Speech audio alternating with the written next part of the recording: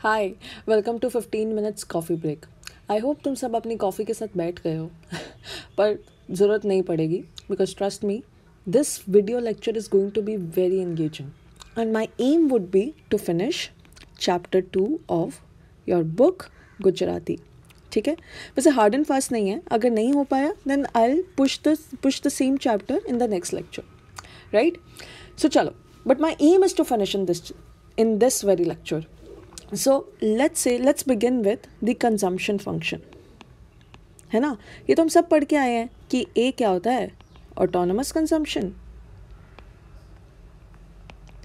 B क्या होता है, MPC, marginal propensity to consume, और Y क्या होता है, इनकम. ठीक है, C तो कंजम्पशन है ही. This was estimated by Keynes, John Matt Keynes, right? Keynesian economics का पार्ट है. सो कभी क्यूरोसिटी हुई है कि ये हुआ कैसे था? ऑफ कोर्स डेटा एनालाइज किया गया एंड उस डेटा से हमने MPC निकाला एंड ऑटोनमस कंजम्पशन निकाला. Now this is very interesting कि आप सिर्फ डेटा को देखकर एक लाइन एस्टिमेट कर सकते हो और उस लाइन से तुम प्रिडिक्ट या फिर ऑब्जर्व कर सकते हो कि उस डेटा में जितने भी लोग थे उनका MPC क्या रहा होगा, है ना? सो आज हम क्लास में यही करने वाले हैं. अगर तुम मेरे ऑफलाइन स्टूडेंट्स होते हैं ना, तो मैं तुम्हारा MPC क्लास में ही क्या करती, ऑब्जर्व करती, निकालती, प्रोडिक्ट करती, whatever.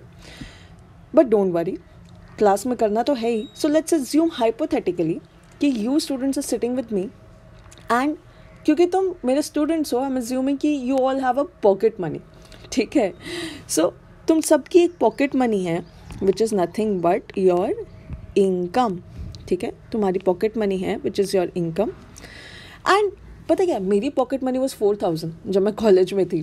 So I am assuming कि तुम्हारी पॉकेट मनी कुछों की, कुछ स्टूडेंट्स की 3,000 है, कुछ स्टूडेंट्स की 4,000 है, कुछ स्टूडेंट्स की 5,000 है एंड कुछ की 6,000 है.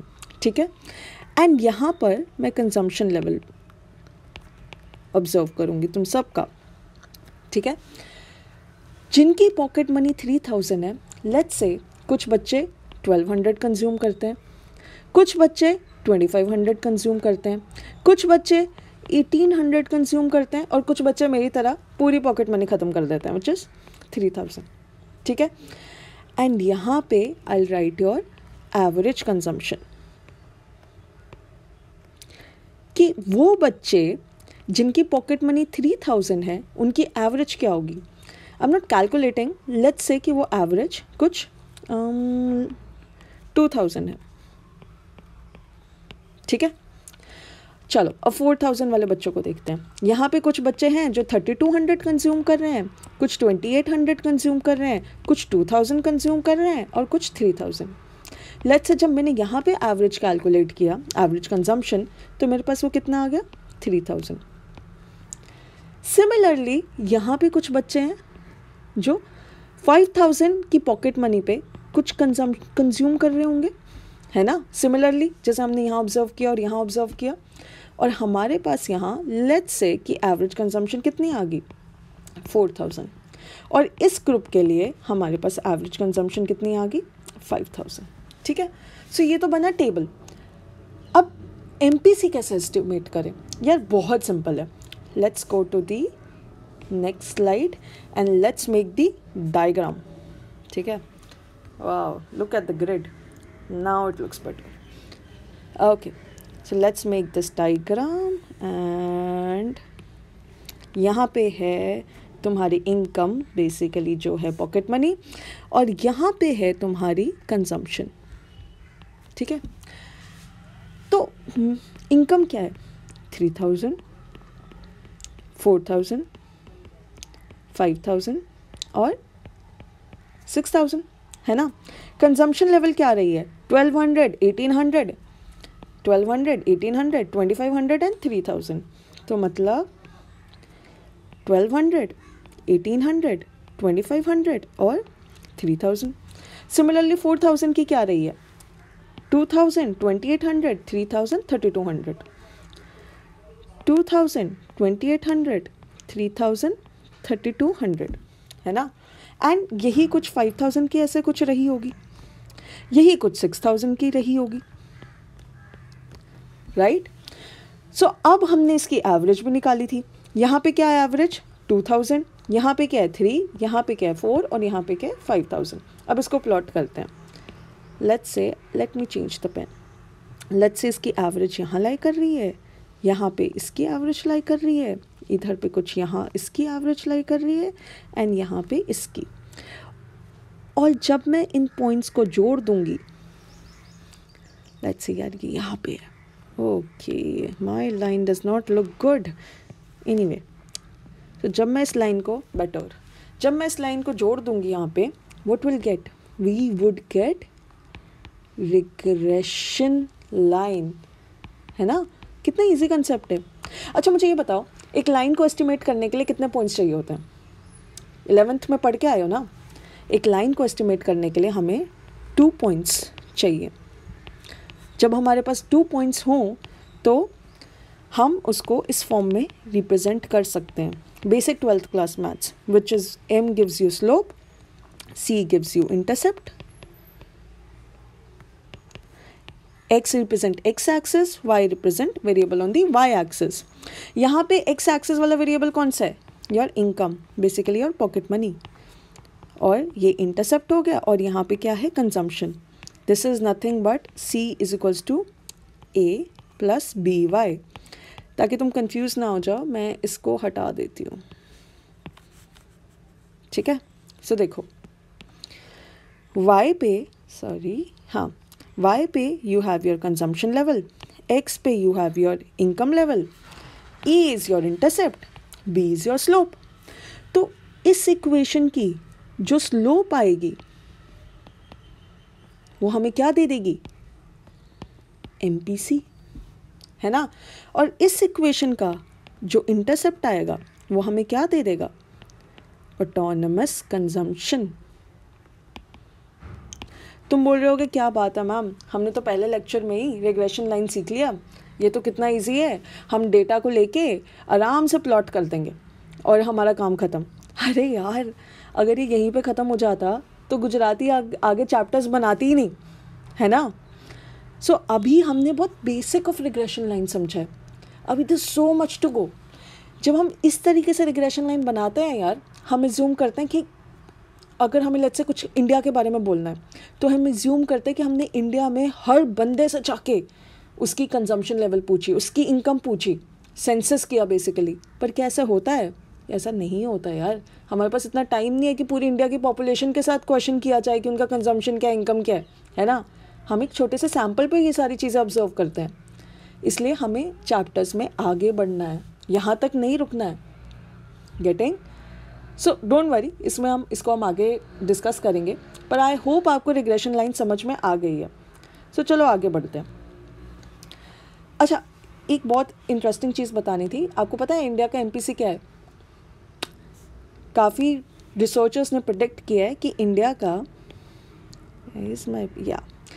का MPC कुछ 0.49 के इक्वल है।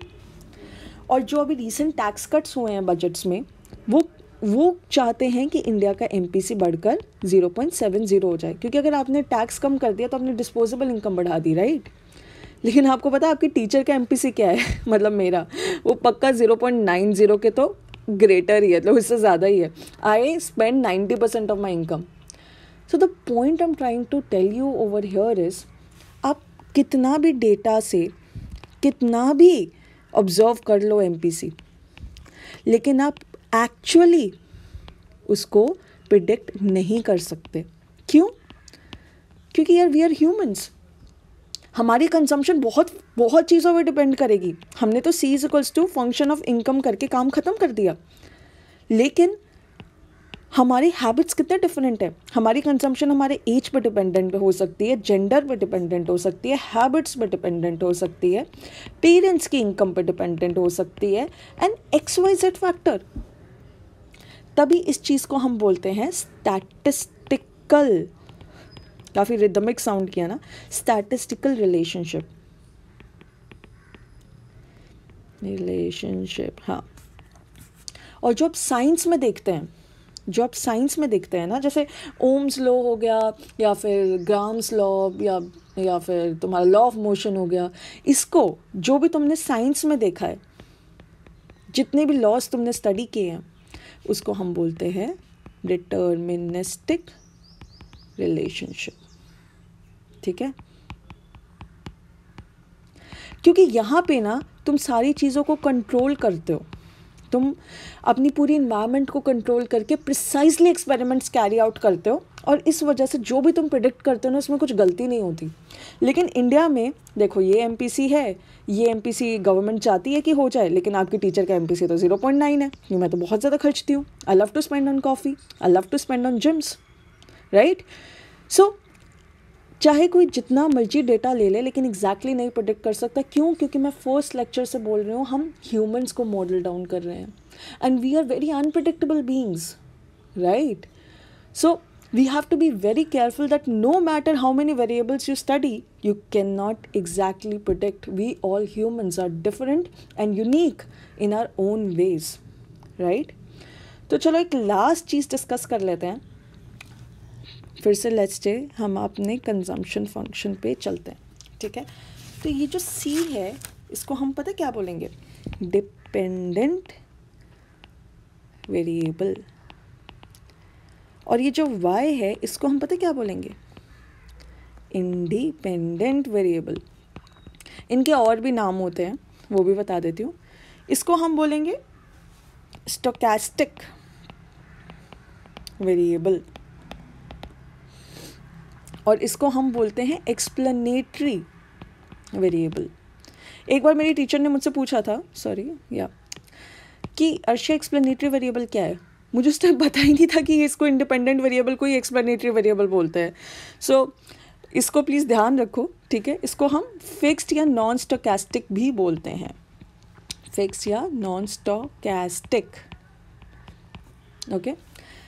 सो एक और चीज़ है जो मैं डिस्कस करना चाहती हूँ, और ये इंडियन इकोनॉमिक सर्विसेज में भी पूछी गई थी कि what do you mean by fixed value over repeated sampling. Basically ये हमारे इंडिपेंडेंट वेरिएबल के कॉन्टेक्स्ट में बोला गया था कि ये इसकी फिक्स्ड वैल्यू क्यों होती है ओवर रिपीटेड सैम्पलिंग। तो सी यार, बहुत इजी है। जब मैं तुम्हारी इनकम देख रही हूँ, मैंने तुम्हारी इनकम वैल्यूज़ फिक्स कर दी ना यार। इनकम 3000 को फिक्स करके ही तो मैंने कंजम्पशन लेवल ऑब्जर्व किए, और इनकम 4000 को ही तो फिक्स करके मैंने ये सारे कंजम्पशन लेवल ऑब्जर्व किए। फिर मैंने 5000 को फिक्स करके ये सारे कंजम्पशन लेवल ऑब्जर्व किए, है ना। So what does it mean? It means fixed value over repeated sampling. मतलब मैंने उस पर्टिकुलर इनकम लेवल पे बहुत लोगों की कंजम्पशन को ऑब्जर्व किया, right. So I hope it's clear, and look, we are done with chapter 2, that too in 15 minutes, right. So econometrics इतनी भी डिफिकल्ट नहीं है, on the contrary it is very interesting. So I will see you in the next lecture and will begin chapter 3 of Gujarati. एक बार read कर लेना, थोड़ा समझ में आ जाएगा, okay. Till then take care, bye bye, and please subscribe. It would really motivate me to put more efforts for you, my lovely